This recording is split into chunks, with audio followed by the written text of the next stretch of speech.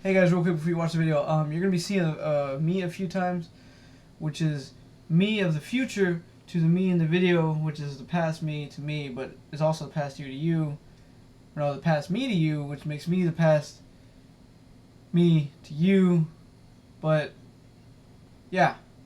Anyways, I made a few mistakes in the video. I'm not perfect. I am not about to run back out to my car in order to reshoot this on a rainy day. So instead, you're just going to see me pop in a few times to correct some mistakes that I might have in order to, clear up some things in the video at least. So, enjoy the video. Alright, hey guys, Preacher here. I just wanted to kind of make a video going over an Instagram post that I made a little while ago that I feel like it just didn't really get enough traction for the amount of value that it has for us to gain, especially for those trying to lose weight that may be struggling or just feel like every time they've tried it, they just end up falling back onto their old diet. So this is something that, I thought was very important, but again, just didn't get enough traction, and now I want to share it to as many of you as I can and make it a little bit easier because I know how much people hate reading. I can sit here and just kind of go over the study a little bit and basically my thoughts on it. First thing is, though, I really want to preface the fact that I am not a registered dietitian or registered nutritionist. However, I am a certified personal trainer, and I am studying to become a fitness nutrition specialist, both through ACE. Now, this does not mean that I can give individualistic dietary advice. However, I can kind of give you ideas and guidelines to go by.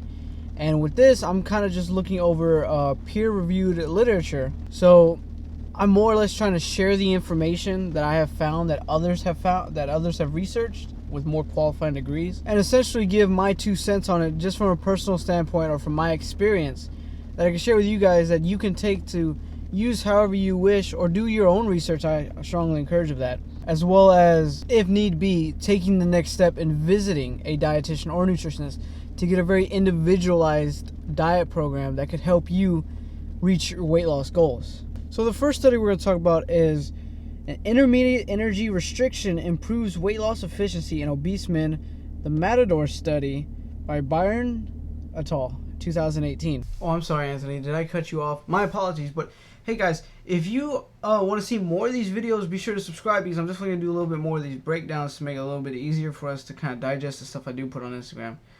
So make sure you subscribe for that, and go ahead, go back to the video. Yeah, you were saying? So this study is really interesting because what they did was they essentially took a few different groups and found that the greatest amount of fat loss that they could find over time was when the clients were going through some sort of caloric deficit, which again, to even simplify it even better so that way you can better understand it, is just they were eating less calories than they were burning. Now what they did was, in the group that found the greatest amount of fat loss, was they had them take 2-week breaks. And during these 2-week breaks, what they did was, instead of just having a straight 2 weeks of cheat meals or whatever, what they did instead was they just brought their meals back up to maintenance. Essentially just eating about just as much as you were burning. Instead of eating less than what you were burning, this time the break in this case was just going back up to just eating flat. So what this did was essentially put the diet and the weight loss on pause.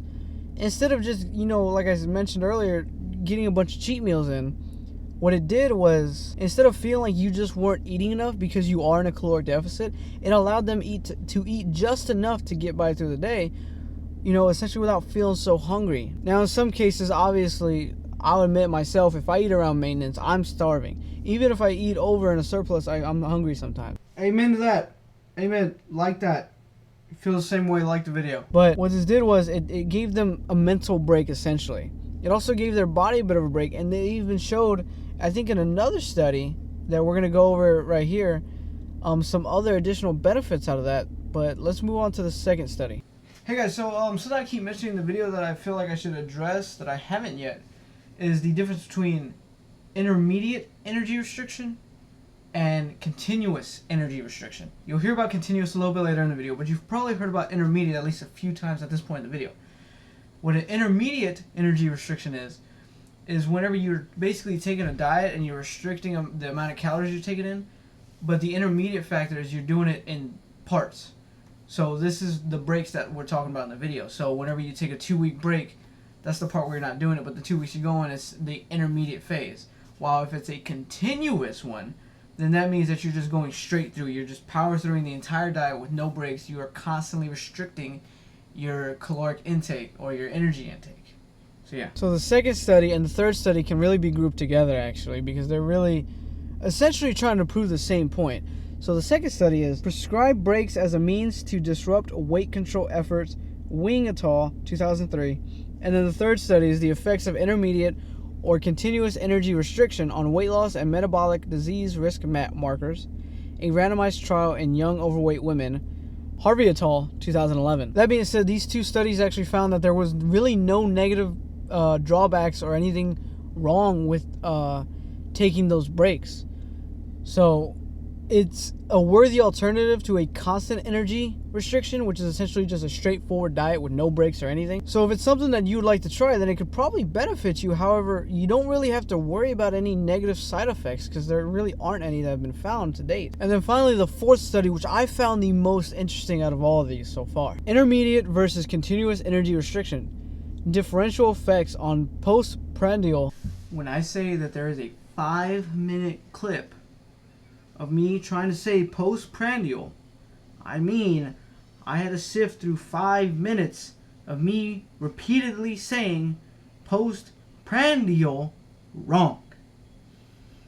Glucose and lipid metabolism following matched weight loss in overweight/obese participants, Antonia et al., 2018. So what I found so interesting about this fourth study is that it actually found that there were health benefits to taking these diet breaks essentially during a cutting cycle or during your weight loss meal plan. It was found to reduce postprandial lipemia, which to really simplify it and kind of dumb it down, that would cause disruption or clogging issues within blood flow through the arteries. So it found that taking these breaks almost essentially kind of took stress off the body from the weight loss process and allowed the arteries to kind of open up and be a little bit more clearer than maybe someone who might already be at risk of having some sort of arterial disease that could give them problems already. So what does this all mean?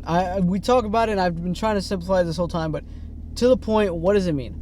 Simply, what it means is that if you think that your diet plan is a little too stressful on you or that you just can't do it because you keep relapsing on it, then maybe taking a couple breaks, whether it be 2-week periods or you just take a break every weekend, as long as you're not overindulging during these breaks and you're just remaining at relatively a constant maintenance during these breaks, then hopping back on your diet plan, then that's perfectly fine. Because the most important thing is not finding a short-term diet plan to lose weight, but to find some sort of nutritional plan that you can maintain for essentially the rest of your life, or at least in an extended period of time. Because the biggest issue with diet plans is it teaches you how to cut all this weight by eating so little, but when you're done, what it doesn't tell you is if you want to stay at that level, you have to continue to eat that little. If you're going to cut 1,000 calories out of your diet, then you can never eat those 1,000 calories again, or else it will just bring you back up to that previous weight. So depending on your age, your lifestyle, how active you are, and just the number of other things that go into your metabolism, this could vary so far in terms of what 1,000 calories might be doing for you or against you. So in this case, as long as you're trying to find some sort of plan that you can consistently work with, at least for a long period of time, then by all means, I would say it's worth a try. Now again, everyone is different, so people with maybe health concerns or of those cases, I would highly recommend that you go see at least your local physician first, and potentially, if you'd like to, go even meet up with a dietitian or a nutritionist that can structure a very individualized plan just for you. So that's kind of just my 2 cents on taking diet breaks. I think they're pretty good. So for people who can just like eat whatever they want and be fine, I would still recommend that you still kind of watch what you eat a little bit. You don't exactly have to take diet breaks or anything like that. But I still would recommend everyone try to live the healthiest lifestyle possible. Hey guys, I hope you enjoyed the video. I'm looking to do more like this that are a little bit more informative, where I can just sit down and kind of bring more of a discussion style to it, so that way like in the comments or like in my private messages, y'all can let me know if y'all had any questions or something about that. Just kind of breaking down more of the informative stuff that I do put on Instagram that's usually a bit more long-winded. So let me know if you guys want to see more like this, or make sure if you do want to see more like this to let me know and subscribe. So I'll see you guys in the next one. You know, the one thing that the military got right with this barracks room is that they gave us a microwave that plugs in. I can charge my phone on the microwave. Did I misspell sponsor?